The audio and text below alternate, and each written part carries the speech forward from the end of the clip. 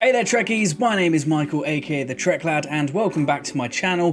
This is a bit of a monumental day. So 2020 for me, as I'm sure it has been for you, has been a bit rubbish. It's been a bit testing and trying, and it's not been the best year, and I can't wait until it's done. However, something happened today, which has gone a long way in terms of making it a slightly less terrible year. Yeah, I mean, it's definitely helped. So with, thanks to my very, very good friend Chris Wickham, my co-host on the soon-to-be award-winning or banned podcast, The Banter Prize, I had the opportunity to have a quick one-on-one chat with the one, the only, the legendary Commander/Captain Riker, Jonathan Frakes. Had a great chat with him just now, a couple of minutes.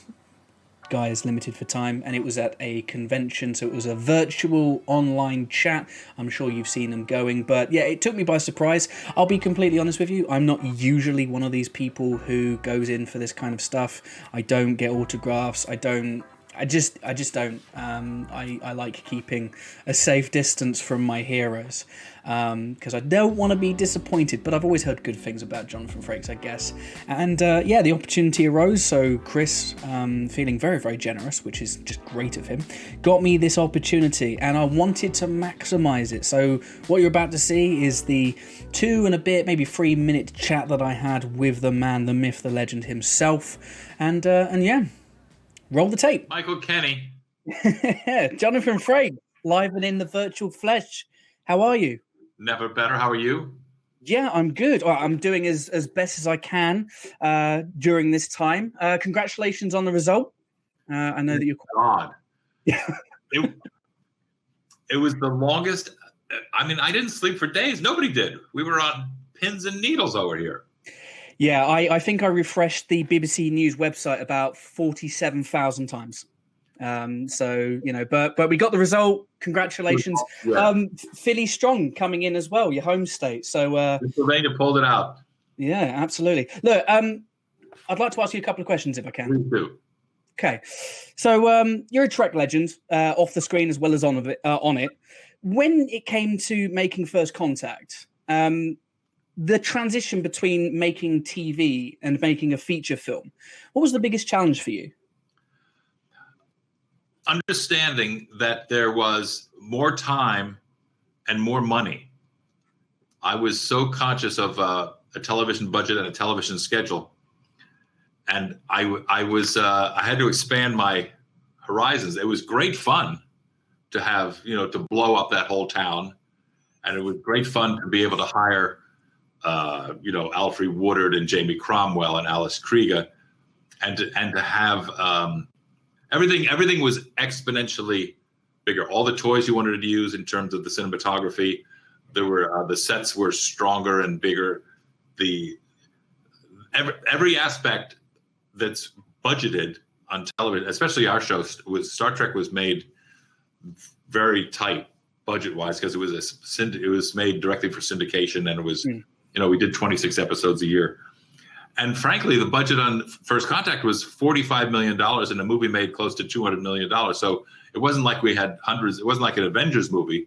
But in terms of what I was used to, it was great to be able to expand my, you're sort of only limited by what you can imagine. So it was very educational. And I was blessed with Matt Leonetti as my cinematographer, who was ended up being like a big brother to me. And a lot of the people, in addition to the cast, from our old crew, like Michael Westmore, the makeup artist, there were a lot of people who carried over from the television show to the movies. So it made that part of the transition really smooth and comfortable. There's a shorthand.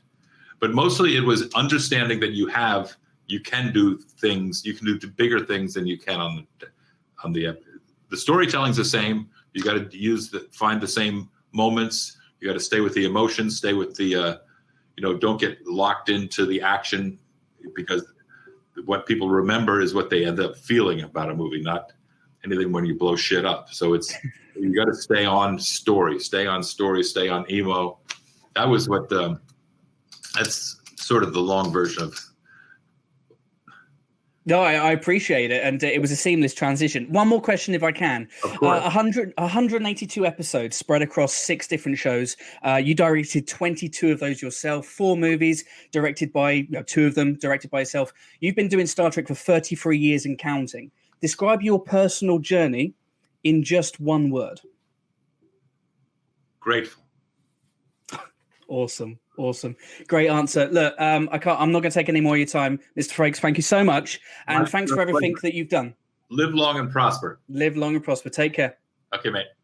So there you have it. There was my very brief but very awesome interaction with Jonathan Frakes, aka Commander/Captain Riker.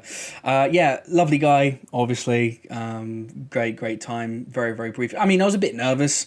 I would have preferred it if my conversation was perhaps a little bit more organic. But, as I was having the conversation as well, I kept seeing like this giant red countdown timer. And on that first question, he overran massively on the answer. And I was like, oh, shit, I'm not going to be able to ask him the second question. But thankfully, I was able to ask him that second question and they extended the time. Very, very pleased with that. So thank you very much, Jonathan, and thank you, convention organisers. But most importantly, thank you so much to my good friend, Chris. Chris, thank you so much for that. It's wonderful, wonderful present. And I owe you one. I also want to say that I didn't have the opportunity to tell him about what the character means. I didn't want to give him too much fan service. I just wanted to have a chat. But annoyingly, go and shave off the beard like a week before I go and have a conversation with the person who was responsible for me having a beard. Terrible timing. But guys, I hope you enjoyed that very, very quick, very succinct interview with Jonathan Frakes. And if you haven't already liked this video, subscribe to the channel for more awesome content. Maybe not interviews like that for a while, coming very soon. Until then, stay safe, live long, and prosper.